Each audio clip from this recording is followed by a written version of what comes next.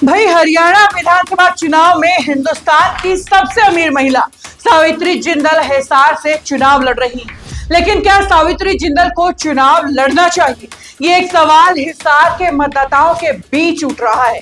भले ही लोग इतने मुखर होकर ये सवाल ना उठा रहे हों, लेकिन खुसर फुसर करते हुए अपने गली मोहल्ले में होने वाली बातचीत में ये सवाल जरूर कर रहे हैं और शर्त लगा रहे हैं कि जिंदल घराना जीत पाएगा या नहीं।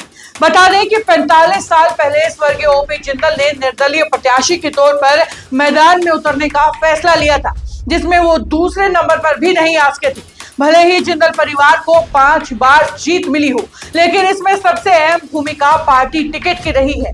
इसीलिए ये सवाल बेहद खास है कि क्या 45 साल बाद जिंदल परिवार को फिर से निर्दलीय प्रत्याशी के तौर पर हार का सामना करना पड़ेगा। दरअसल इन सवालों के पीछे कई कारण हैं। पहला, सावित्री जिंदल की आयु जो उनके आड़े आ रही है। 73 साल की आयु में एक बुजुर्ग महिला जनता की कितनी सेवा कर पाएंगी। जब तक उनका कार्यकाल पूरा होगा वो 78 साल के हो चुके होंगे।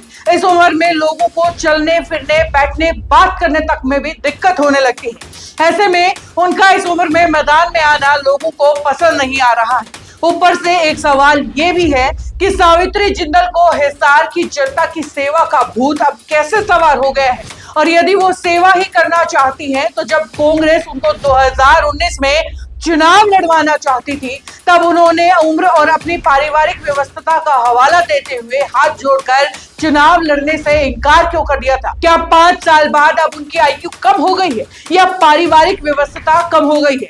वो कांग्रेस की सरकार में 10 साल मंत्री रही, तब उन्होंने हिसार की कितनी सेवा की थी।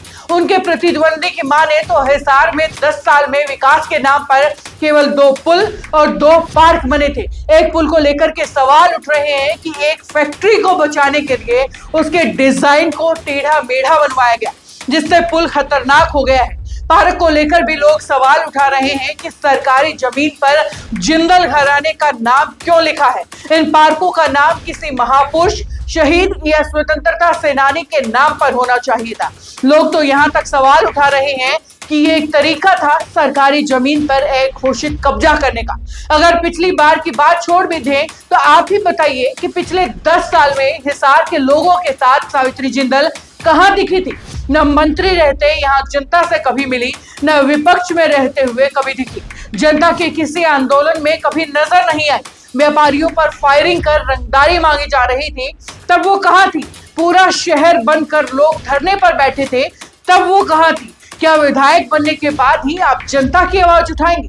विपक्ष में रहते हुए उनके साथ खड़ा रहने का क्या आपका कोई फर्ज नहीं है। वैसे चुनावी रण में उनके सामने युद्ध लड़ रहे प्रत्याशी उन पर यह आरोप लगाते हैं कि वो बीजेपी की बी टीम के तौर पर चुनाव लड़ रही है, लेकिन वो इस बात को साफ तौर पर मना कर देती है।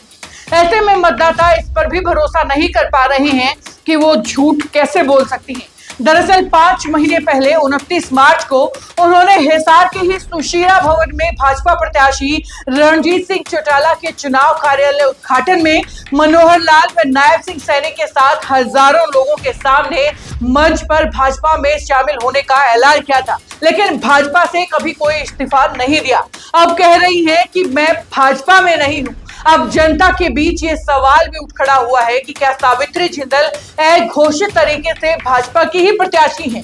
भाजपा की पूरी टीम उनको जितवाने के लिए क्यों लगी हुई है। क्या बड़े लोगों के इशारे पर वो लोगों के साथ निर्दलीय प्रत्याशी के तौर पर छल करने आई है। क्या वो भाजपा विरोधी वोट को निर्दलीय के तौर पर हासिल कर भाजपा को ही फायदा पहुंचाएंगी।